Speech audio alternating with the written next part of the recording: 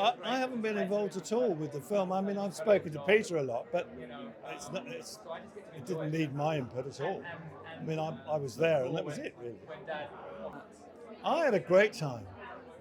I had an absolute blast. It was a great privilege to work with him, obviously. It was wonderful to be a fly on the wall, which this film is.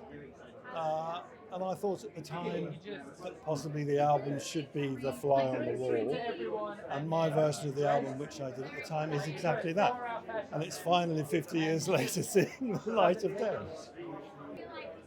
Well, I was there to do a job, and they respected me enough to employ me in the first place. So it was a pushover, really. I mean, they were very welcoming and not threatening in any way. Great to work with them, obviously. I mean, it was really no different from any other job I'd done, and I'd done a lot at that point. But it was just happened to be with the most popular band in the world. I don't know what else to say, really.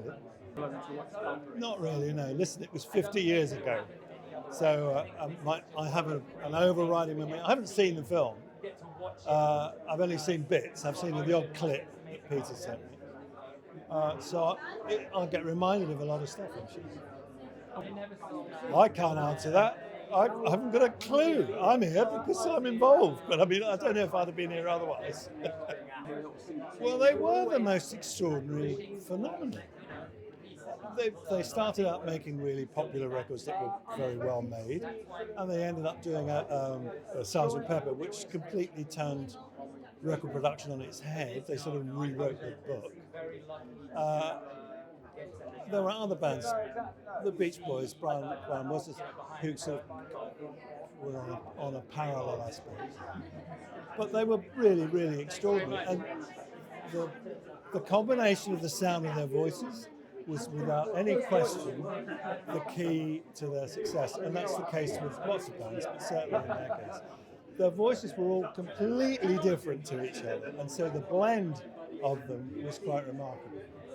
It was the same with the Eagles. The Eagles were the same then. They all had completely different voices, and the combination of all of them singing made this unbelievable sound that you couldn't replicate with any other four singers. There was one day where there was a bit of a disagreement, and George decided he wasn't going to be there anymore. It was very disappointing to everybody, me in particular. It was no different from any band I've ever worked with. Any creative situation, if you're with the same group of people for a period of years, you're going to fall out every now and then.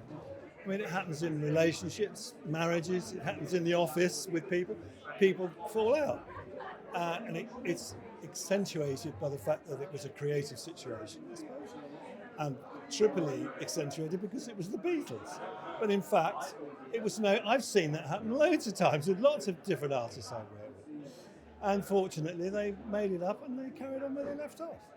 So it was a blip, but it was made into this huge thing because it was there by the media. And I suppose that's understandable, but it ended up not being anything like what everybody made it out to be. It's a great watch. Also, you got good hair now, but you had the most amazing barnet. Wow. I should be reminded when I see the film, yes.